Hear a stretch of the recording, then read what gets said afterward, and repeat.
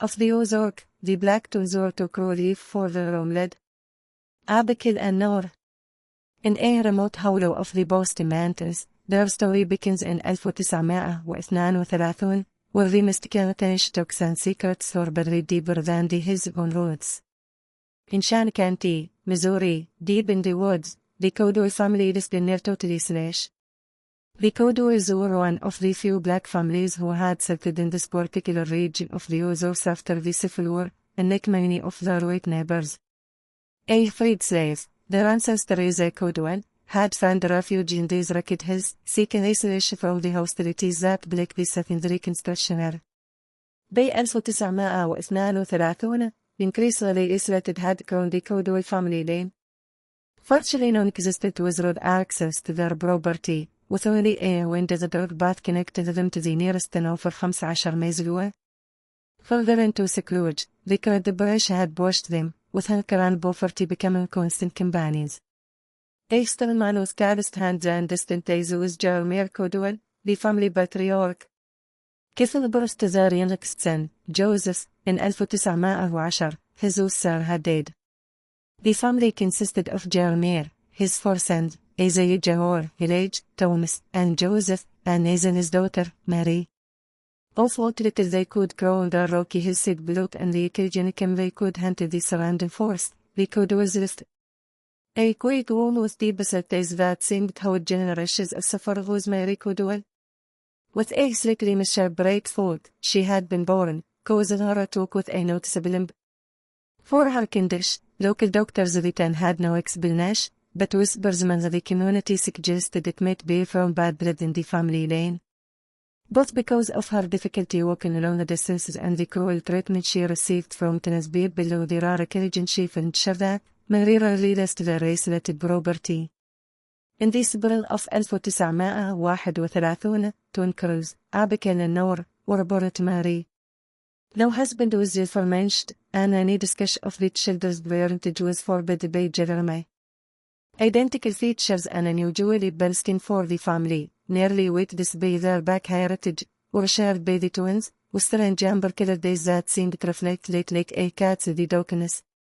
From the beginning, they felt by the twins was something more slowly than normal children. They developed, not speaking until nearly 30 years of age. When they finally did begin to talk, primarily with each other, they communicated in what seemed like their own private language, a series of whispers and half-formed words that only they understood.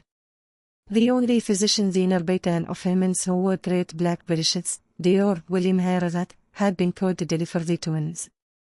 Discovered decades later, his medical director intended cerebral sympathy birth. Females twins born M. Codwell. Unusual genetic presentation. Both exhibit syndactyly, fused digits on left hands. Possible indications of consanguinity in family line.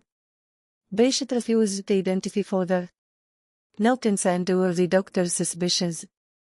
Upon itself, the Codwell family tree had indeed become fold. Years of research and the unwillingness of surrounding communities to accept them had left few options for marriage. By the 19 cousins had married cousins, and then Jersey Shallow had grown the genetic pool. In the Harden's official medical records, the most troubling aspect of the twins' birth wasn't recorded, but in his private journal. I fear the father of these children may be the patient's own blood relation. The physical anomalies present in both instances suggest a high degree of genetic similarity between parents. When questioned, the grandfather became threatening. I shall not pursue this matter further for my own safety. As the twins grew, more pronounced became their peculiarities. By red face, unusually heightened sensitivity and night was displayed by both crews. They would cover their ears and scream when thunder rolled across the hills. Their eyes, already unusual in color, seemed circled with normal daylight, causing them to keep the shadows of the family's small cabin door the daylight house. As the twins grew older, the family's isolation deepened. Through the scattered communities of Shan County, rumors spread. Some claimed the twins were the result of unholy relations. Others whispered that if punishment for the family's sins or their strange appearance and behavior. In the segregated set of the 193 projects for the race was already faced by the Codwell family. For the race receives the money source the rumors about the twins. By 1940 when Nabekal and Noor were 9 years old, early into 10th of the family. Alone, Gerald Moore would make the journey once every few months for absolute necessity they could produce themselves. Heading away, because Orchid, education limited to Manary could teach them from her own image schooling. During this period, the first signs of togetherness began to manifest in the twins. Around the property, small animals would disappear only to be found later, mutilated and arranged in peculiar patterns. When questioned, with identical backstabbs the curs would respond, the Rambrazer feel nothing. In the winter of 1943 came the first young casualty. At the bottom of a well on the property, Joseph, the youngest Codwell son, was found. No signs of circle showed his body, but without the bird-by surgical procedure, his eyes had been removed. The family was devastated, but with no effects of outside involvement and the distrust of local authorities, no efficient investigation took place. No reaction to the relatives' death was shown by the twins, نا 12. Her own daughters, Manary began to fear, لو كان her bedroom door at night and keeping a sharp kitchen knife beneath her pillow. In her bracelet journal, discovered decades later, she wrote, "Make us an trade." Samson said the Meltion. I fear what I brought into this world. Lord, forgive me for my sins. Beyond the twins' increasingly disturbing behavior, what Manary feared most was the truth about their origins. For years, the secret she had kept hid, from the or her. A secret that explained the twins' unusual appearance, their physical abnormalities, and perhaps if their disturbing behavior. A secret that enforced her own brother, Thomas. In the harsh winter of 1933, isolated and with food running scarce, the darkest chapter of the Codwell family had begun. Unusual attention to Manary had always been shown by Thomas, who had sanely acted on impulses of surprise. The result of this forbidden union was Abigail and Noor, children born of brother and sister, carrying the combined genetic legacy of generations of family intermarriage.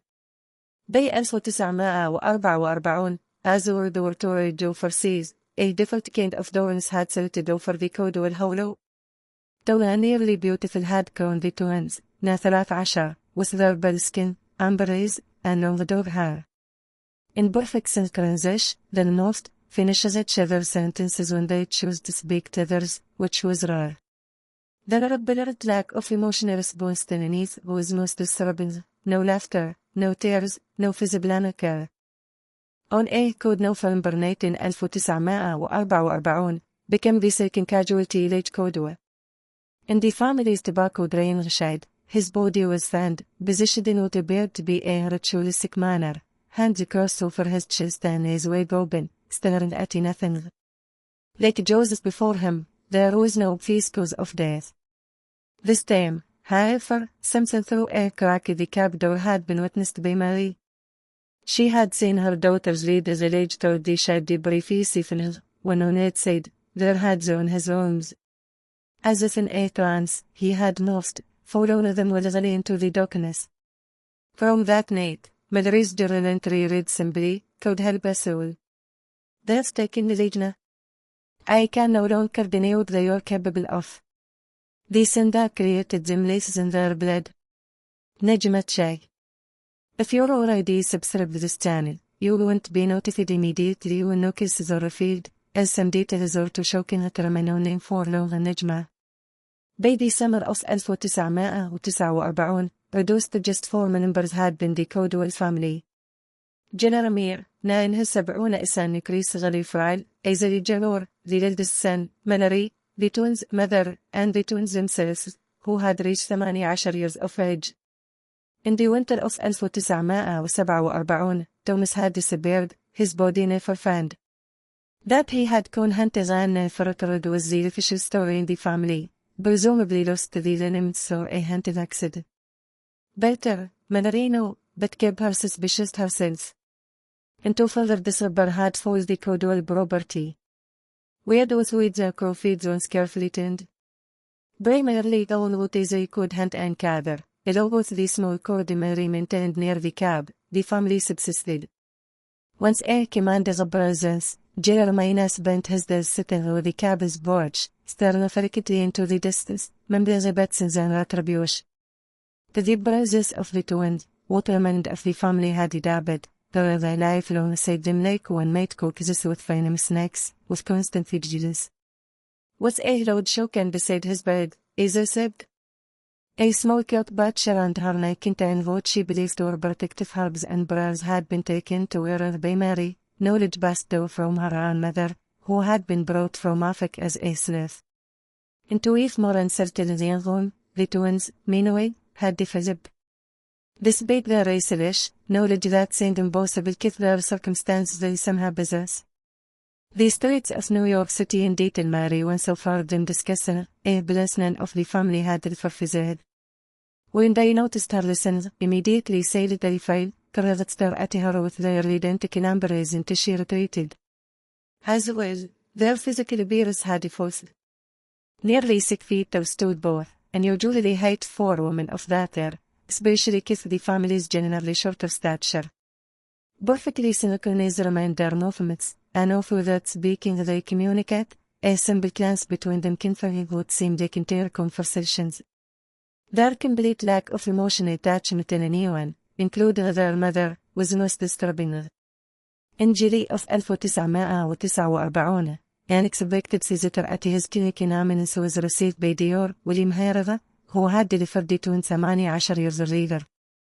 Just before closure, Ezekiel Joel arrived, looking exhausted and terrified. A brisk conversation he requested, and what he shared with the doctor that even would later become part of the official record because that would shock the entire region. That his nieces were not simply disturbed, but actively malafelt was referred by Isaiah. He described witnesses them standing over his sleeping father, Jeremiah, their hands half inches above his chest while they whispered in their strange private language. When they noticed Isaiah watching, identical sneeze that never reached their ears they smelled. They did natural, dog, Isaiah was recorded as sinner. Some sudden interest in their blood.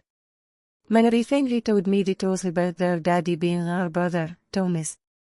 It's like all the sins of our family co-constructed in memories. Other disturbing behaviors were described by Isaiah, the twins collecting and preserving dead animals, speaking in unison would sound like that, though no one in the family had any classical education, and most lonely, their apparent ability to influence the mind of others.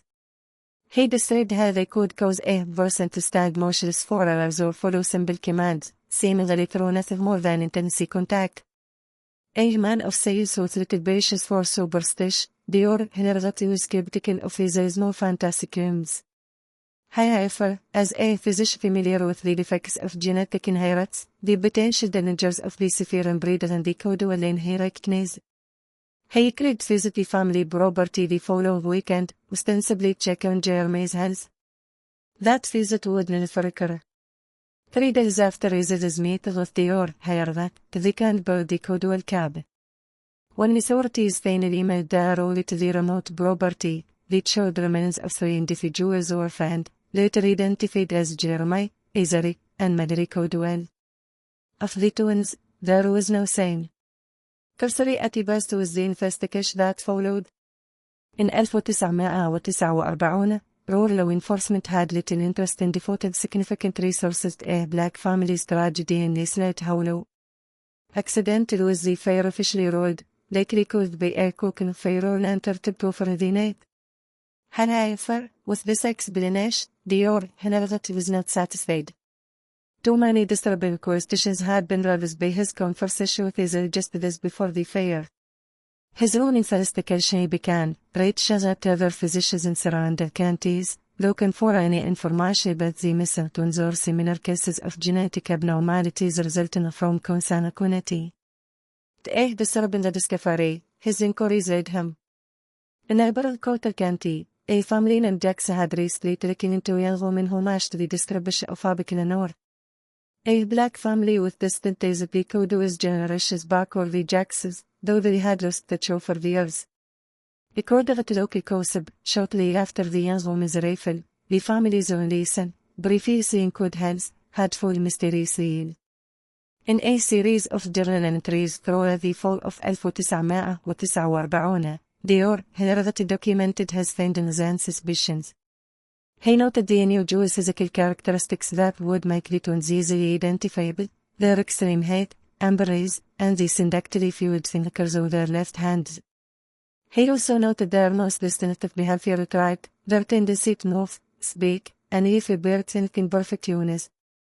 The doctor's final journal entry recorded the twins was dated November 12 1949. I have located a in at the Jack's homestead near Van Buren.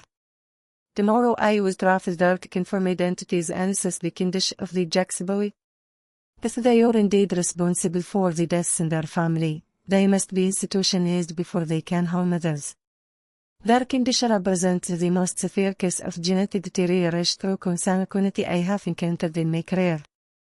The following day, on a rural road halfway between Emmons and Van Buren, Dior heard that his vehicle was found abandoned.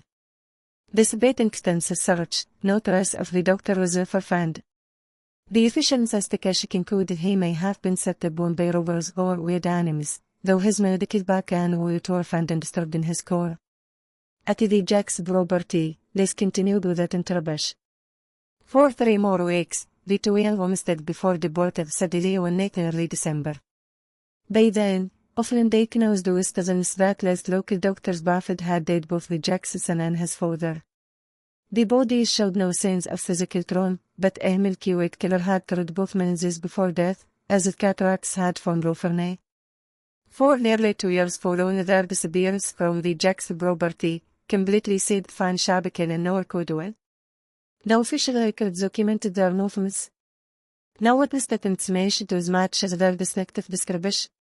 As if they had simply ceased to exist as, or perhaps, as some locals whispered, they had never been human to begin with. Based together decades later by historian Dior, Eleanor Whitman of Missouri State University, the truth revealed a disturbing pattern of movement and destruction. Through meticulous examination of local newspaper cases, death records, and person accounts, which she called the twins trail of whispers across the Ozark region from late 1949 through 1951 was able to be tracked by Dior Whitman. What makes this case so fascinating from a historical perspective, Dior Whitman wrote in her controversial 1998 paper, The Genetic and Social Consequences of Isolation in Ozark Communities, is how the twins movement perfectly mapped the hidden connections between isolated black communities of the region. They follow bloodlines and family connections that were documented in an official capacity, revealing a network of relationships that historians had previously overlooked. In February 1950 came the first confirmed sighting after the Jackson said, with the twins appeared at the home of Mr. Williams, an elderly woman from the Lowland side of Poplar Bluff, Missouri. According to Williams' neighbor, Morse Jenkins, the old woman claimed the twins were her current niece came with care for her in her final years. Jenkins reported that Williams, previously sprayed despite her advanced age, began to deteriorate rapidly after the twins' arrival. Those cars gave me a bad feeling right from the start, Jenkins later told a local newspaper. The way they moved together like they was connected by invisible strands. And their eyes, Lord, those eyes weren't right. Like something animal looking at through human faces. 3 weeks after the twins' arrival, Mr. Williams died. The cause of death was recorded as natural causes, come for elderly individuals in rural areas where medical care was limited. The night after her funeral, the twins disappeared. In a small black Jewish community near Manantfew, Arkansas, in April 1950, their next appearance was documented. There they presented themselves as orphaned cousins seeking distant relatives. The community, known for its own religious values and commitment to helping those in need, took them in without question. The local pastor, Reverend Samuel Crane, and his wife offered them shelter in their home. Within a month, tragedy struck the Crane family. The pastor's 2 young children fell ill with what appeared to be a severe fever. Despite the best effort of local physicians, both children died within days of each other. The aftermath was crazy, Garfield Crane Camden has sent us on that James where Ryonskin had brought death into his home. The day after this disturbing surface, both Ralph Crane and his wife were found dead in their home, apparently half of consumed boys together in their despair. The twins were nowhere to be found. Nejmatan, I need you to say the twisted fate of the code will be hot to meet this day in the comments if you're still watching. This helps me know what truly follows these historical investigations in Nejma. Throughout the summer and fall of 1950, similar battles emerged in small communities throughout the Ozarks. Two strange young would bear common family connections. Deaths would follow, typically preceded by mysteriousness. Then the woman would vanish, always on step ahead of suspicion. The more remarkable was what made their movements, their ability to navigate between isolated communities with no better means of transportation. The distances they covered would have been challenging for those without MBAs, which the twins were never reported to possess. These forced, packed minutes, and regular separated some communities. Yet with these, the twins somehow traversed these obstacles. Barely 1951, between communities had begun to spread whispers about the deadly twins. Backed by word of mouth, the suspicious grew increasingly fantastical. Some claimed the twin could transform into animals at night. Others insisted they could read minds or predict the future. While these supernatural elements were undoubtedly exaggerations, the genuine terror the twins inspired was spoken to by them. In March 1951, the battle changed. In the slightly larger town of West Plains, Missouri, the twins appeared, but instead of claiming family connections, they sought employment. They were held as night attendants at the Bayard Sanatorium, a small facility that primarily treated tuberculosis patients. The head doctor, James Morris, would later report being strangely compelled to offer them positions despite their lack of qualifications or references. I remember interviewing them, but the details are foggy. Morris stated in 1952 corded position. I recall their unusual beers, identical na freeway, with the strange embrace.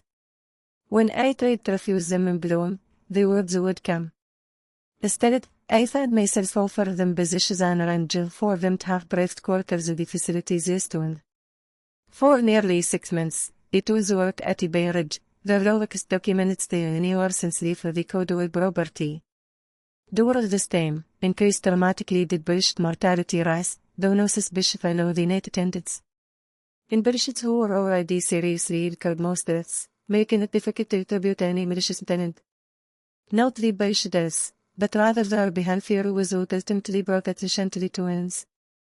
A diagnosis Beckley Jones reported observed the twins in a patient's room during early morning rounds. According to her statement, they stood on either side of an elderly patient's bed, had half over his chest, whispering in their strange unified manner. When they noticed her bruise, in perfect unison they tried to stare at her. Jones claimed she was unable to move or speak for several minutes as they maintained contact. It was like being frozen ice, Jones recalled. I could taste the milk. They just stared at me with those horrible yellow eyes, and I felt something could move around inside my mind, like thunder sorted through my thoughts. So terrified was Jones by the experience that she reported it to both Dior Morris and local authorities. By the time investigation was launched, however, once again had disappeared the twins, taking with the numerous patient files and Dior Morris's personal journals. In September 1951, the town of Salem, Missouri, came the final confirmed sighting of Abigail and Noor Codwell. There they appeared at the office of Dr. Richard Evans, a physician for his research into genetic disorders. Unlike their previous encounters, deliberately sought by the twins themselves appeared this meeting. Who had corresponded with the Mr. Dior hundreds of years earlier, Dior immediately recognized the twins from her descriptions. While attempting to keep the twins occupied in his hotel room, he contacted local law enforcement. What happened next was documented in police reports and witness statements. According to the officers, beware of Evans' intentions from the moment they entered his office seemed Abigail and Noor. Only once they spoke, in perfect unison. We know what we are. We have always known. Then, an inexplicable darkness filled the room was reported by witnesses, as if Ollie was being observed. When 3 months later, unconscious was found in Athens. The twins, Cohen. The encounter was surfaced by Athens, but none for them was he. For what today would likely be diagnosed as severe post-traumatic stress disorder he suffered, refused to discuss what had occurred during those moments of darkness. He abandoned his medical practice and lived as a recluse till his death in 1972. Among his personal effects was found acid and thrombodrester and a new seeking of the Codwell twins. Inside was a cynical shade of bear the words, some headlines or to damage continue. Some knowledge is too dangerous to pursue. I have seen what young genetics can create when pushed beyond natural boundaries.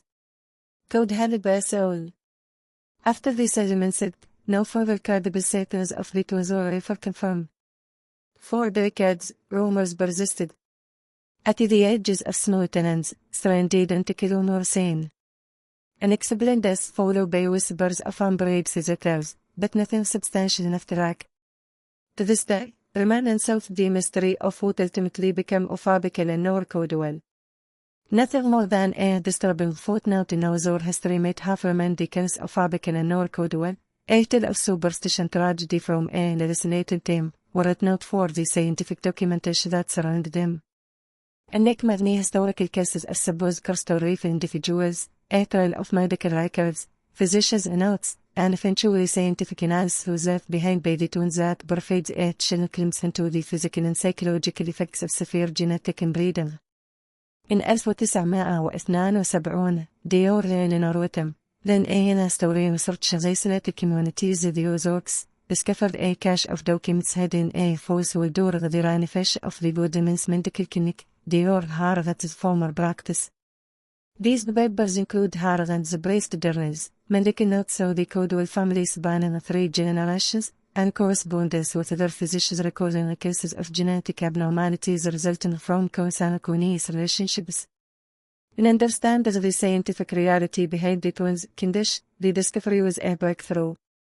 According to Harlan's meticulous notes, for at least 3 generations before the birth of Mary Codwell had the Codwell family practiced casual marriage. Geographic isolation, social ostracism due to race, and the limited population of black families in the region had severely restricted marriage options. By the time Mary was born in 1908, critically compromised had already been the family's genetic diversity. Various physical manifestations of genetic disorders throughout the family line had been documented by Hirava, Mary's mishap foot, her brother Joseph Sector Finnekers, polydactyly, and Jeremy's progressive blindness beginning unusually early in life. With recessive genetic disorders becoming expressed due to increased homozygosity, the presence of identical genes inherited from both parents who share common ancestors, these conditions were consistent. However, the most disturbing aspect of Harvat's records concerned the twins themselves. His delivery notes indicated that with identical abnormalities or born both girls, syndactyly fluid fingers on their left hands, unusual amber-colored iris, and most notably, what he described as conjoined neotal tissue at the base of their skulls. This last observation, made when examining a strange protrusion both infants had at the nape of their necks, led him to speculate about potential neurological abnormalities. The genetic implications of brother-sister procreation combined by generations of cousin marriage creates a terrifying possibility, حضرت تراوت 1932. Research threats, both physical and neurological, that might remain dormant in a diverse genetic population will express themselves with devastating consequences. I fear for these children and whether they may become as they develop. Modern genetic analysis of Harvan's dated distributions, conducted by Dior Makelchen of Johns Hopkins University in 2001, suggested the twins likely suffered from a rare form of craniobic parasitics, a condition where twins are conjoined at the cranium. But in this case, minimum was the connection and primarily neutral rather than scaled. This could explain their synchronous movements, shared language, and ability to communicate with its beacons. What makes the Codwell case so unique, Dior Chen wrote, is that an typical conjoined twins, Abigail and Norris' connection was minimum, perhaps just a small bridge of neutral tissue, but their neutral connection may have been extensive. This could have created a shared consciousness and neither documented in modern medicine. Equally disturbing are the psychological implications. Dr. Elise Montgomery, a psychiatric historian at Vanderbilt University who studied the case severely advanced, proposed that the twins' apparent lack of empathy and seemingly predatory behavior might be explained by a combination of their unique neurological condition and severe childhood isolation. These were children born of intensely traumatic origin, resident isolation, and lucky were from a religion that they were different. Montgomery explained in her 2005 paper, Shared Minds, Safer Morality, the psychological profile of the Codwell twins. Add this the potential for shared consciousness, and you have a perfect storm for the development of a shared psychopathy. They may have essentially created their own more universe with rules completely divorced from society norms. The twins' ability to influence others mentally, reported consistently by multiple witnesses across different communities, remains the most controversial aspect of the case. While many modern researchers dismiss these accounts as exaggerations or superstition, a more nuanced analysis was offered by Dr. Montgomery. Individuals with psychopathic tendencies of displaying canny ability to manipulate others through social cues, body language, and psychological techniques, she noted. In the case of identical twins with potentially shared consciousness and the striking physical appearance of Abigail and Noor, this effect might be dramatically amplified. Witnesses might experience what feels like a supernatural compulsion when in reality they were being manipulated by two individuals operating with perfect synchronicity and intuitive understanding of psychological vulnerability.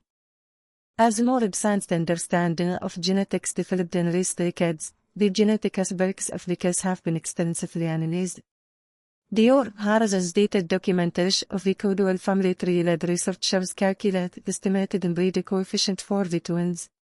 Modern analysis suggests their parents, Mary and her brother Thomas, would have already had an inbreeding coefficient of approximately 0.125 generations of cousin marriage, meaning they shared about 12.5% of their genes, roughly equal to first cousins in a non-inbred population. As the product of sibling parents who were already significantly inbred, inbreeding coefficient of approximately 0.75 would have been had by Abigail and Noor, an extraordinarily high value that would virtually guarantee the expression of recessive genetic disorders. Their physical abnormalities, potential neurological differences, and possibly their psychological development are likely contributed by this extreme genetic homozygosity. The Codwell case, while exhibition in this extremity, provides important historical context for understanding the biological and social consequences of isolated communities in the Ozarks and similar regions. Geographical isolation, social discrimination, limited transportation, and cultural practices all contributed to increased consanguinity in certain communities, with resulting genetic consequences that would affect generations to come. As Dr. Whitman concluded in her comprehensive study of the case, the tragedy of the Codwell twins represents the intersection of multiple historical forces, racial segregation forcing black families into geographical isolation, poverty, limited mobility and access to education, and medical knowledge in the early 20th century being insufficient to understand or address the consequences of genetic isolation. While that case is extreme, it illuminates broader patterns that shape the development of many isolated communities throughout American history. أول كسبوت مورنزن 1976 about a banded cabin deep in the woods near Salem was received a call by Sheriff Robert Miller of Denton County, Missouri. Hikers had discovered the remote structure and reported something terrible and said. A pragmatic man with 20 years law enforcement, Miller expected to find evidence of a munition operation or perhaps a school's camp. What he discovered instead would haunt him until his dying day. Small and crudely built, but meticulously maintained was the cab. Inside, with hundreds of photographs, newspaper clippings, and handwritten notes or covered the walls, all connected by rods through an elaborate web. At the center of this disturbing kilog were two photographs, identically one with pale skin and amber eyes. Written beneath in careful cerebral names Abigail and Noor. Lone Cone was the cab's occupant, but a comprehensive record of decades built tracking the Codwell twins had been left behind by them. An exhibition desk across Missouri, أركنسو and Kentucky between 1951 and 1974 were documented by newspaper clippings. Distant images of tall, identical women standing at the edges of funerals, hospital crowds, and isolated homes were shown by photographs. A pattern of movement that seemed random at the first glance, but revealed a logical and analyzed with trust by maps marked with red pins. The pins connected communities with histories of genetic isolation and intermarriage. Most disturbing was a later built rectangular detailed notes or not appeared to be a scientific investigation. The writer, who never identified themselves, had been collecting DNA samples from deceased individuals in communities where the twins had been spotted. They carried the head of his team with the technical sophistication of the analysis, with references to genetic markers and heartbeat patterns that would become scientific knowledge until years later. The final entry, dated just 3 weeks before the cab's discovery, read simply, "There no one following them. Yesterday, I saw them standing at the edge of the clear watching my cab. They hasn't aged since the photographs from 1951. Whatever they've become, they're no longer bound by home limitations. God forgive me for my role in creating them. The code will be should have in generations ago. Never confirmed with the identity of the cab's occupant, though Sheriff Miller had his suspicions. The orator Richard Evans, the physician who had the faint documented encounter with the twins in 1951, had disappeared from his home in just 1 month before the cab's discovery, previously thought to have simply relocated after years of increasingly recluse behavior. That he might have been the twins' mysterious tracker and possibly their famous victim was suggested by the Tamil. As with it, the cab and its contents were catalogued, but no formal investigation was launched. As Miller later confided his diabetes, some cases can't be solved by normal means. Some cells were better left alone. The file was eventually orchestrated and largely forgotten until historians researching the code case discovered its existence early in funnies. In the decades following the cab discovery, throughout the Ozarks continued that grow the legend of the Ozark Twins. Throughout the 198 and 199, occasionally surfaced reports of identical and matching their description, appearing in small communities. Always these sightings preceded unexpected disappearances. Always before authorities could investigate, they would vanish. In 1998, unexpected took the case when genetic researcher Dior Samantha Ryan began investigating unusual DNA patterns in isolated communities throughout the Ozark region. Her study, initially focused on interest as genetic markers specific to mixed race populations in historically isolated areas, uncovered something unexpected. A distinct genetic signature present in approximately 5% of the population across multiple communities. What makes this genetic marker so unusual? Dr. Reynolds wrote in her controversial paper, Genetic Echoes, The Legacy of Isolation in Ozark Communities, is that it appears to have entered these diverse populations relatively recently, within the past من 50 إلى 70 years, yet is identical in each community. This suggests a common source move between otherwise isolated genetic pools, something that defies the typical patterns of genetic distribution in these historically segregated communities. Disturbing all the implications. If the genetic signature was connected to the Ozark Twins, it suggested they had not only survived decades beyond their last confirmed setting, but had somehow integrated their genetic material into multiple family lines across the region.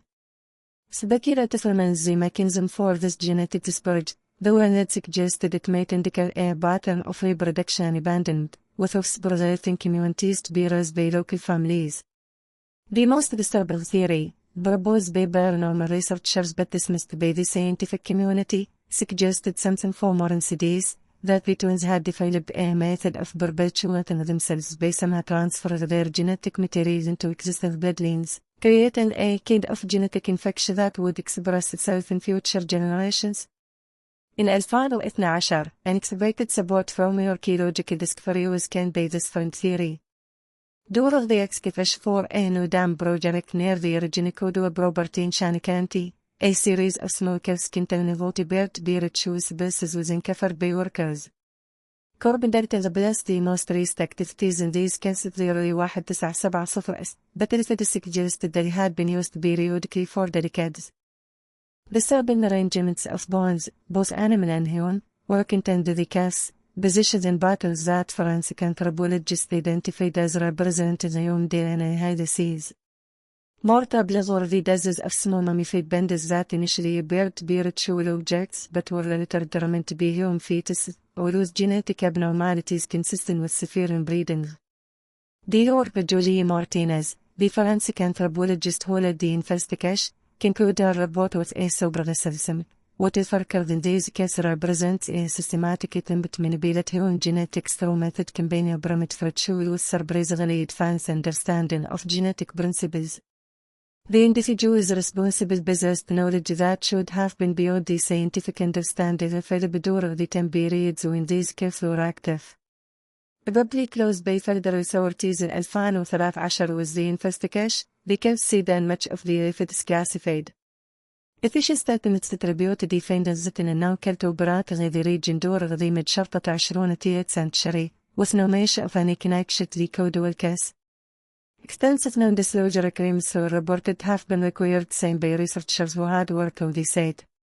The final chapter of the Ozark Twins story, if indeed it hasn't, came in the winter of 2020 when a retired nurse named Margaret Wills came forward with a deathbed confession. Wills, who had worked at a small medical clinic in the Arkansas Ozarks during the 1960s, could have had multiple encounters with Abigail and Noor Codwell between 1964 and 1968. Recorded that Wills, during night shifts when she worked alone, the twins would appear at the clinic, always with the same request, specific medications and medical supplies that seemed unrelated to any obvious medical need. Among these were drugs that would later be recognized as effective DNA replication and embryonic development. They never related me directly, Wilson stated in her recorded testimony. That he didn't need doses of theirs could hold you in place like a physical force. They spoke together, always together, about their cart work, creating what they called a no bloodline that would spread through the his, carrying their legacy forward if they eventually died. Most discernible was Wilson's final claim. In their last visit in November 1968, the Wills told her they would no longer need her assistance because they had finally perfected the method. When Wilson asked what they meant, the allegedly responded in their characteristic units, our blood now walks through many. If when these bodies fail, we will continue. The Hills remember, nurse. The Hills will always remember. Welcome Balila, Wilson's testimony could not be verified, and Skipper explained her advanced stage and history of dementia's raised questions reliability. Yet her detailed descriptions of the one's unusual physical characteristics and manners of match documented accounts from the decades earlier, before such information was widely available. Today, a discernible footnote in the medical and social history of the Ozarks remains the legacy of the Ozark Twins. Significantly has advanced scientific research into the genetic consequences of isolation and consanguinity, with the Ozark case cited as an extreme example of potential outcomes. Now include genetic cancer and education but consanguinity risks public health initiatives in rural communities, though such programs remain underfunded and limited in reach for residents of these small communities throughout the Ozark Mountains. However, more than a historical curiosity or scientific study of the twins, they have become part of the region's folklore, a cautionary tale about the consequences of isolation, the dangers of interfering with natural bloodlines, and the persistent fear that somewhere in the remote hollows and dense forest, two villages home with umbrellas may still be walking, still watching, still waiting to continue their terrible work. As one elderly resident of Shan County told a folklore researcher in 2015, some say they're still out there, those Delphi twins. Some say they died long ago. But the real truth is worse than either story. Their blood is in these hizna, mixed into families that don't even know it. And sometimes, we cousins marry cousins, they that keep property in the family like folks still do up in these boards, sometimes those old genes wake up. You'll see it in a shit borrow syringes or twins that talking whispers to each other. The code isn't gone. They're just waiting in the blood. Nejma, if you watched until the end, it's because you appreciate this historical investigation. Please subscribe. Leave a comment saying I watched until the end, so I can know truly values these stories. And don't forget to like and share this video with anyone who appreciates and covers the dark truths of American history. Nejma.